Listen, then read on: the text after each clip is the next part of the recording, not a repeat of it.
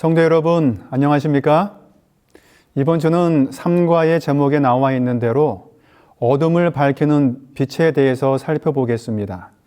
지난 2과에서 우리는 대쟁투의 국면에서 사탄은 하나님의 백성을 하나님의 정부에서 돌아서게 하기 위해 두 가지 방법, 즉 박해와 타협을 시도했다고 했는데 2과에서는 사탄이 가한 박해에 대해서 알아보았고 이번 3과에서는 타협에 대해서 살펴보려고 합니다. 요한계시록 12장 9절에는 사탄을 용과 뱀으로 나타내고 있는데 아마도 용은 하나님의 백성을 멸망시키려고 하는 존재로 뱀은 온갖 교활한 거짓말로 그들을 속이려는 존재로 나타내고자 하는 것이 아닌가 생각됩니다. 로마 제국은 황제 숭배를 강요했는데 그리스도인들은 이것을 거부하였고 로마 제국은 용처럼 수천 명의 그리스도인들을 고문하고 사자에게 던지고 화형에 처했습니다. 이러한 참혹한 박해에도 불구하고 초기 교회는 자신들의 믿음을 생명을 바쳐서 지키고 그 피가 새로운 생명을 만들어내는 강력한 씨앗으로 만들었습니다. 그래서 사탄은 전략을 바꾸었습니다. 특히 서기 160년과 260년경 두 차례의 참혹한 전염병이 로마 전역을 강타했을 때 그리스도인들은 생명을 내어놓고 환자들을 돌보는 사랑을 보여주었고 이로 인해 서기 250년과 300년 사이에 기독교 인구가 갑자기 수직으로 상승한 것을 보고 놀란 사단은 아마도 전략을 바꾼 것으로 보입니다. 많은 이교도들이 그리스도인들이 베푼 사랑에 침례를 받았지만 아직까지 진리에 대한 분명한 지식이 없던 상황에 사탄은 지도자들에게 영향을 끼쳐서 성경의 진리를 당시의 문화와 관습에 섞어 교회 안으로 들어오게 하여서 4세기와 5세기의 교회는 이교회의 관습과 기독교의 가르침을 혼합한 타협의 시대가 되었습니다. 하지만 이러한 타협의 흐름 속에서도 하나님의 백성들이 휩쓸리지 않고 믿음을 지킨 것은 그들이 하나님의 말씀을 굳게 잡았고 그 말씀에 굳게 섰기 때문입니다. 이제 요일별로 자세하게 살펴보도록 하겠습니다. 대쟁투 국면에서 사탄은 하나님의 백성이 걸어가는 길에 여러 종류의 덫을 놓아 하나님에게서 돌아서게 하려고 하는데 일요일 소재는 그 덫 가운데 하나인 타협에 대해서 살펴보고 그 덫을 극복할 수 있는 방법을 찾아보고자 합니다. 사탄이 인류의 조상인 아담과 하와를 타락하게 만든 방법이 바로 거짓말로 속이는 것이었습니다. 하나님께서는 선악과를 먹으면 정녕 죽을 것이라고 말씀했지만 사탄은 결코 죽지 않을 것이라고 말하며 그들을 속였습니다. 사탄은 인간에게 처음부터 거짓말쟁이였습니다. 하와와의 첫 만남부터 사단은 하나님이 참으로 너희에게 동산 모든 나무의 열매를 먹지 말라 하시더냐? 라고 하나님의 말씀을 왜곡시키며 접근하였습니다. 사탄은 처음부터 하나님의 말씀을 기만했고 잘못된 정보를 주었고 진리를 왜곡시켰던 것입니다. 그래서 요한복음은 예수 그리스도의 성품과 사탄의 성품을 대조시키고 있습니다. 요한복음 14장 6절은 예수님이 길과 진리 그리고 생명이라고 말합니다. 그러나 요한복음 8장 44절에서는 사탄이 거짓말쟁이요 거짓의 아비라고 말합니다. 예수님은 요한복음 17장 17절에서 제자들을 진리로 거룩하게 해 주시도록 기도하시면서 그 이유를 아버지의 말씀이 진리라고 말씀하셨습니다. 다시 말하면 우리가 하나님의 말씀과 사탄의 거짓말을 구별하려면 거룩한 능력이 있어야 하는데 그 거룩한 능력은 하나님의 말씀에서 온다는 것입니다. 그러면 우리가 대쟁투에서 패하지 않고 승리할 수 있는 방법을 찾을 수 있는데 바로 우리들을 거룩하게 만드는 하나님의 말씀을 깊이 연구하고 그 말씀에 굳게 서야 한다는 것입니다. 예수께서 광야에서 사탄으로부터 시험을 받으셨을 때 그 시험을 무너뜨린 것은 바로 기록되었으되라는 하나님의 말씀이었습니다.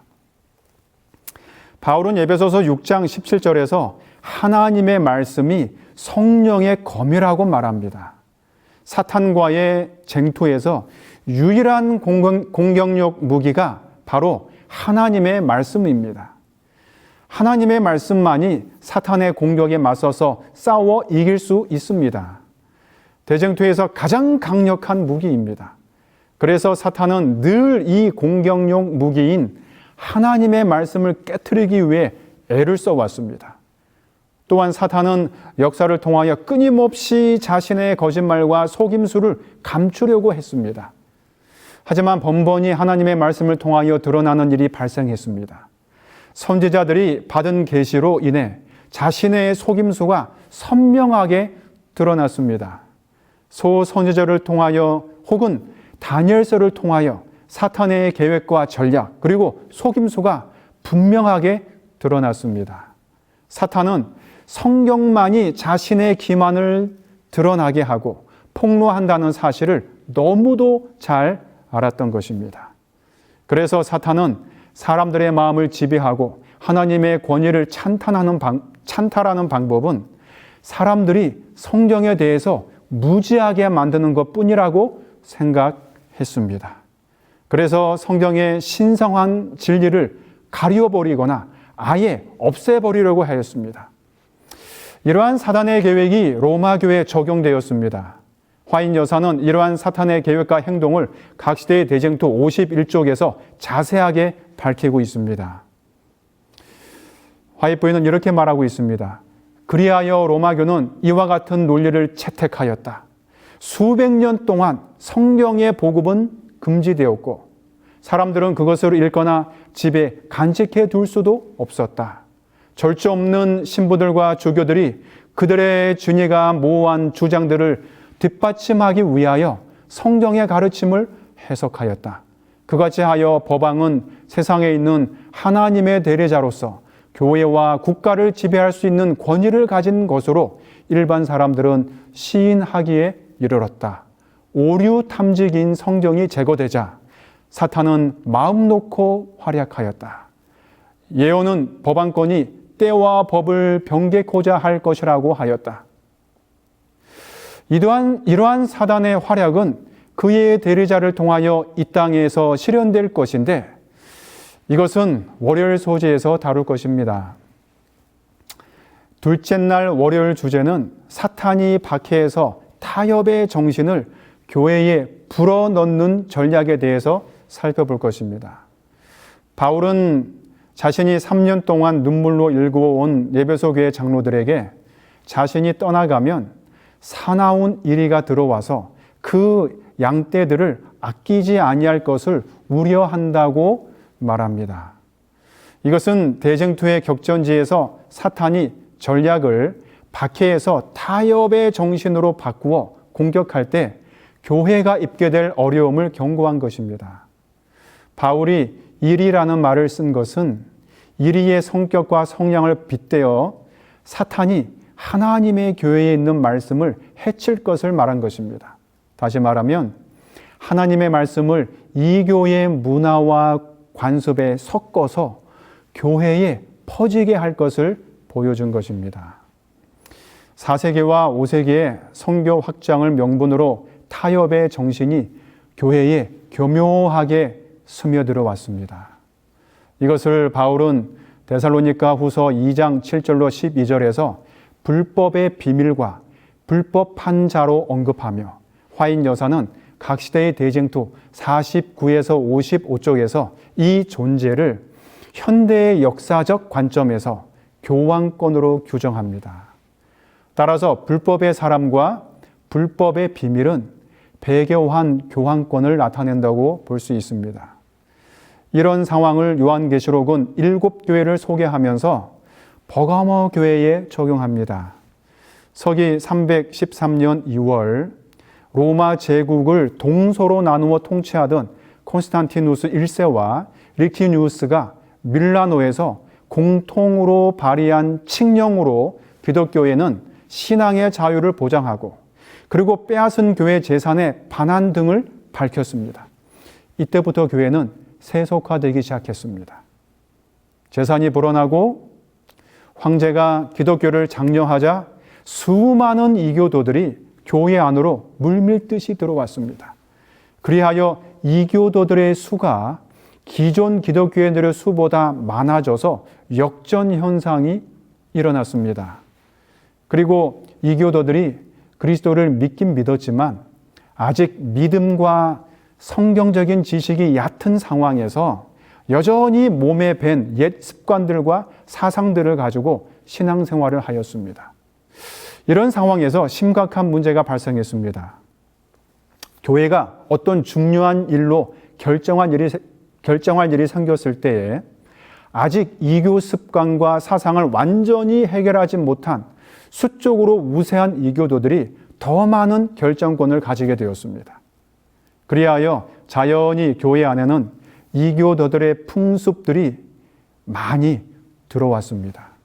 예를 들면 명목상의 이교도 그리스도인들이 옛날 태양신을 섬길 때에 태양의 부활을 기념하였는데 예수도 부활을 했으니 기독교에도 부활절을 만들어 보자고 제안하고 실제로 부활절을 만들었습니다.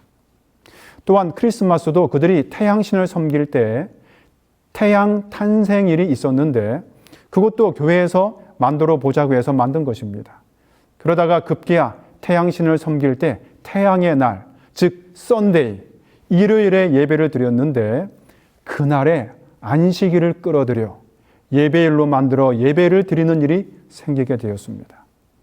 이리하여 수많은 이교도들의 습관과 사상이 교회 안에 자연스럽게 들어오게 되었습니다. 하지만 희망적인 것은 버가모 교회가 세속화와 타협의 정신으로 혼탁했지만 요한계시록 2장 13절에 보면 예수 그리스도를 믿는 믿음을 저버리지 않은 자들이 있었다는 것을 이야기해 주고 있습니다. 그러면 무엇이 그들을 믿음 위에 굳게 서게 만들었는가 하는 것입니다. 이것은 화요일 소재에서 다룰 것입니다. 화요일 소재는 세속화와 타협을 극복하는 길은 하나님의 말씀을 붙드는 길밖에 없다는 것을 이야기하고 있습니다. 대쟁투의 격전지에서 사탄이 하나님의 품성과 그분의 율법을 거짓말과 속임수로 흔들 때에 요동하지 않고 굳게 설 수 있는 길은 하나님의 말씀밖에 없다고 예수 그리스도와 바울은 강조합니다. 참과 거짓을 구분해 내려면 분명한 기준이 있어야 하는데 그것을 우리는 진리라고 말합니다. 진리는 변하지 않기 때문에 기준과 표준이 되는 것이죠. 그 진리가 요한복음 17장 17절에 의하면 하나님의 말씀이라고 예수께서 말씀하셨고 바울은 사도행전 20장 32절에서 그 말씀이 여러분을 능히 든든히 세운다고 말합니다. 그러므로 우리가 대쟁투에서 흔들리지 않고 굳게 서려면 하나님의 말씀을 굳게 붙들어야 합니다. 우리가 말씀을 지키면 그 말씀이 결국 우리를 지키고 보호할 것입니다. 왜냐하면 모든 성경, 즉 하나님의 말씀은 하나님의 감동으로 된 것이기 때문입니다. 그래서 바울은 디모데후서 3장 16절에서 이 말씀, 성경이 우리에게 교훈과 책망과 바르게 함과 의로 교육하기에 유익하다고 강조합니다. 여기서 바울은 모든 성경이 하나님의 감동을 받았다고 분명하게 말하고 있습니다.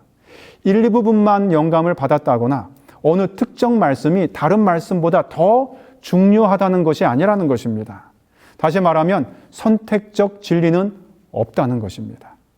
이것을 아는 것이 매우 중요합니다. 왜냐하면 사탄은 성경 말씀에 다른 거짓 논리와 사상을 섞어서 그것이 하나님의 말씀이고 진리인 양 교묘하게 우리에게 제시하기 때문입니다.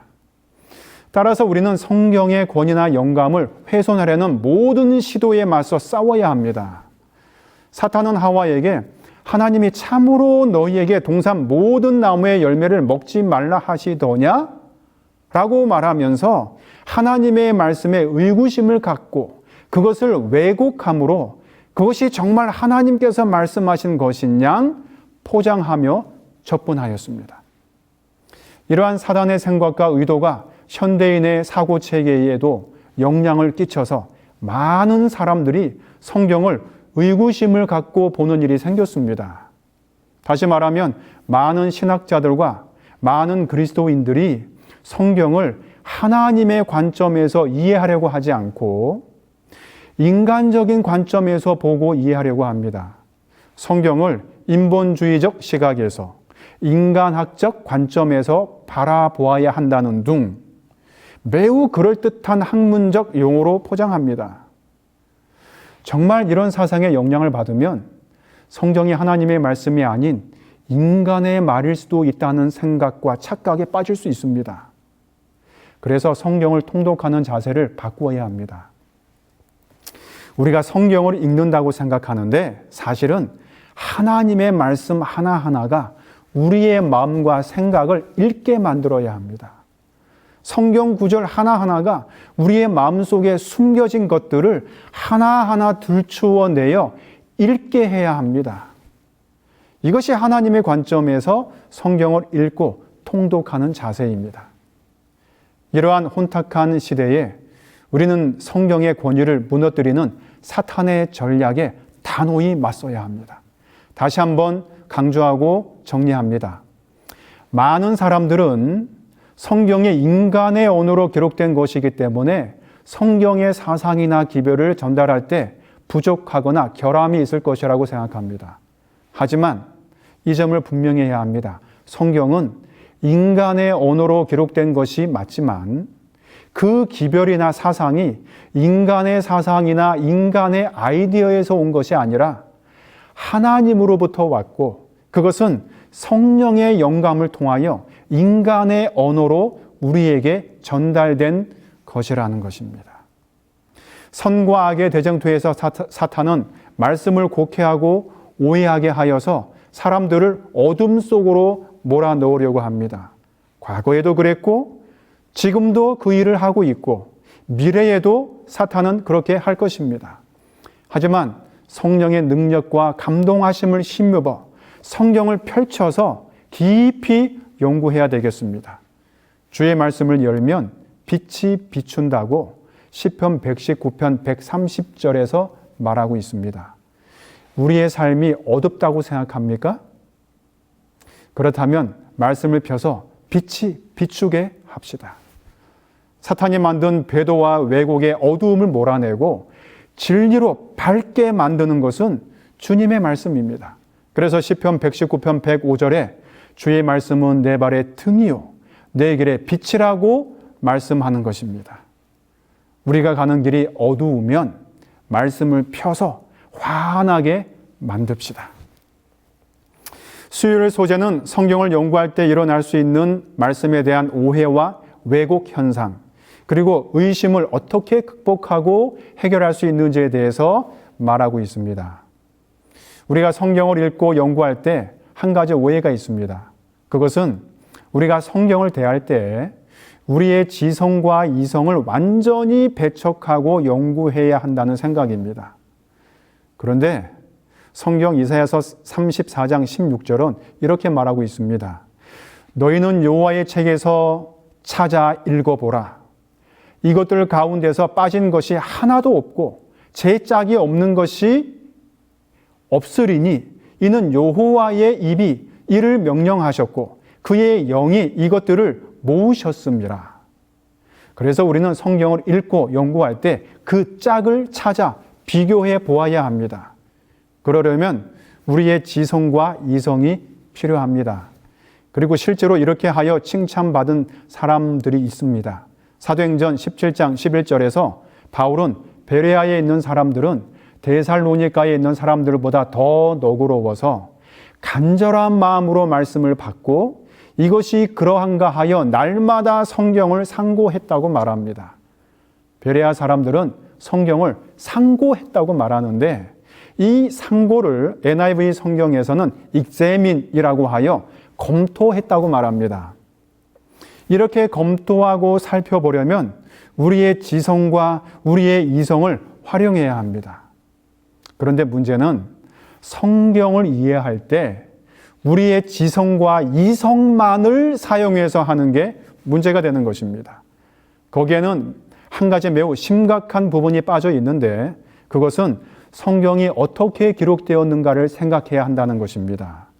즉, 모든 성경은 하나님의 감동으로 하나님의 영감으로 된 것이기 때문에 그 성경을 우리가 읽고 연구할 때도 동일한 감동과 능력이 필요한데 그것을 우리가 성령께 간구해야 한다는 것입니다. 왜냐하면 하나님의 말씀인 진리는 인간 견해의 영역이 아니라 하나님의 계시로 전달되는 기별이기 때문입니다. 실물교훈 24쪽에서 화인 여사는 이렇게 말하고 있습니다. 만물을 연구할 때 성령께서는 그 오묘한 이치를 깨닫게 하신다. 이러한 깨달음은 논리적 추리에 의하여 얻어지는 깨달음과는 전혀 다른 것이다. 그래서 사단의 가장 성공적인 속임수 가운데 하나는 성령의 도움이나 하나님의 말씀에 대한 이해 없이 인간의 이성과 지성만으로도 하나님의 뜻을 충분히 이해할 수 있다고 믿게 만드는 것입니다. 그런데 이러한 생각이 얼마나 위험한 것인지는 성경이 이미 우리에게 경고해 주고 있습니다. 잠언 16장 25절에 보면 어떤 길은 사람이 보기에 올바르게 보일 수 있어도 필경은 죽음의 길이라고 공고합니다. 그리고 사사시대의 실제 역사에서 이러한 정신은 이스라엘을 극도의 위험한 지경으로 몰고 갔다는 것을 우리는 알 수 있습니다. 사사시대의 사람들은 어떤 일을 할 때 먼저 하나님께 도움을 구하지 않고 자기의 소견에 옳은 대로 하였습니다. 흥미로운 것은 사사기에는 어두운 밤이 많이 등장합니다. 하나님의 말씀, 하나님의 응답보다는 자신의 소견에 옳은 대로 따라가는 삶의 결국은 어둠이라고 하는 것입니다. 요즘은 자동차로 목적지를 찾아갈 때는 내비게이션을 켜놓고 그것이 안내해 주는 대로 갑니다. 왜 그렇죠? 내비는 우리가 보지 못하는 길의 상황을 위에서 이미 보고 있기 때문에 최적의 길을 안내할 수 있기 때문입니다. 그래서 우리는 지금 당장 눈앞에 보이는 교통 상황으로 판단하지 않고 우리가 아직은 가보지 않은 길을 내비는 이미 보고 있으니 그것을 신뢰하고 그 안내를 따라 갑니다. 여러분, 이 세상에서도 우리가 그 짧은 거리를 내비의 안내를 따라 운전해 가는데 영원한 삶으로 안내해 주는 성경을 우리가 신뢰하지 않는다면 얼마나 어리석은 일인지 모르겠습니다. 예수 그리스도는 길이요 진리요 생명이라고 요한복음 14장 6절에서 말하고 있습니다. 그리고 그 예수님을 증거하는 것이 바로 성경이라고 요한복음 5장 39절에서 말씀하고 있습니다. 그러므로 우리가 성경을 묵상하고 연구하면 그 성경이 우리를 예수 그리스도께로 인도해 줍니다. 그리고 우리가 가야 할 길을 바로 찾게 하고 그 길로 걸어가게 해줍니다. 목요일 소재는 결국 대쟁투의 치열한 싸움은 인간의 마음을 얻는 데 있다는 것을 말해주고 있습니다. 고린도후서 4장 3절은 이 세상의 신, 즉 사단이 믿지 않는 자들의 마음을 가렸다고 말을 합니다. 이것은 무엇을 의미하는 것일까요? 이 구절에서 마음을 의미하는 헬라어는 노에마인데 그것은 인간의 지각, 정신 혹은 사상을 뜻합니다. 이 구절을 재림교회 성경 주석은 다음과 같이 주석합니다. 그리스도와 사단 사이의 싸움은 인간의 마음을 얻으려는 싸움이다. 사탄이 하는 주된 업무는 사람의 마음을 눈멀게 혹은 어둡게 하는 일이다. 그가 이렇게 하는 방법으로는 사람들이 하나님의 말씀을 연구하지 못하도록 하고 육체와 영혼의 과도한 사용으로 정신력을 교란시키며 이생의 사물에 온통 마음을 빼앗기도록 하고 자만심과 자기를 높이는 정신에 호소하여 이 일을 이룬다.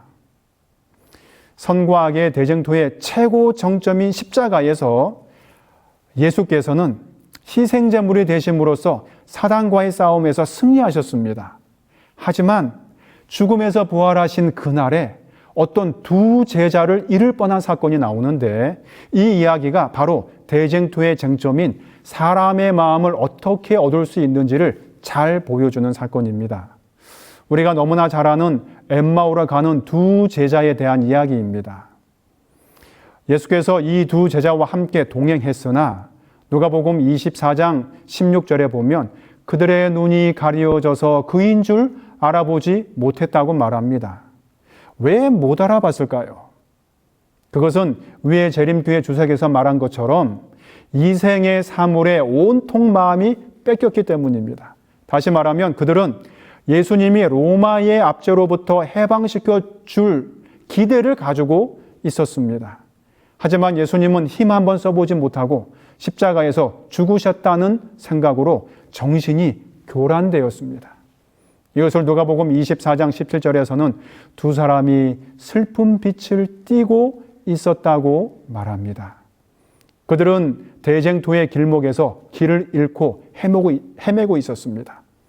이때 주님께서 그들에게 하신 말씀이 바로 모세와 모든 선지자의 글로 시작하여 모든 성경에 쓴 바 자기에 관한 것을 자세히 설명하셨다라고 말을 합니다.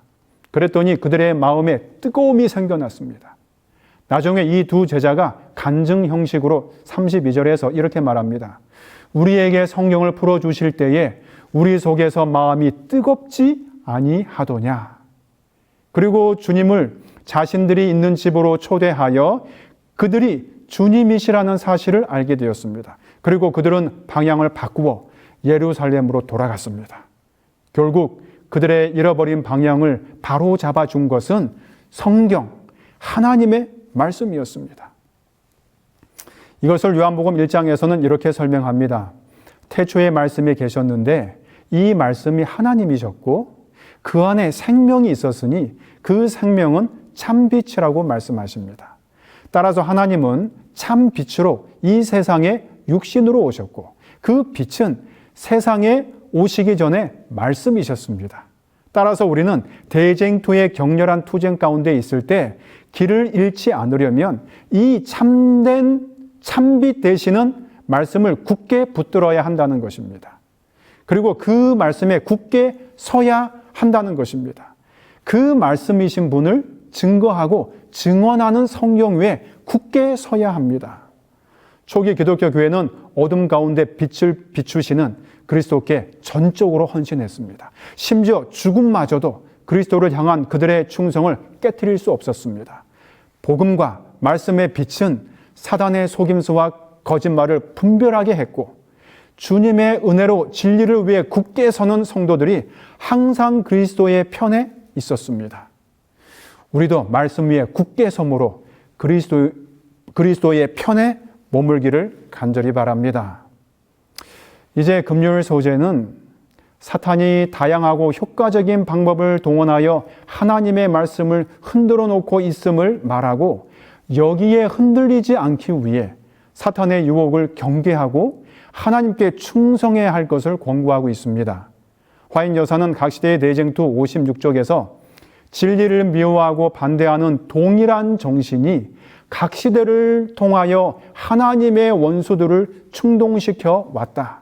그리고 하나님의 종들에게는 경계와 충성이 요구되어 왔다고 말합니다. 대쟁투에서 승리하기 위해 우리는 하나님의 말씀에 굳게 서고 말씀을 주신 하나님께 충성을 다하는 자녀들이 되도록 합시다.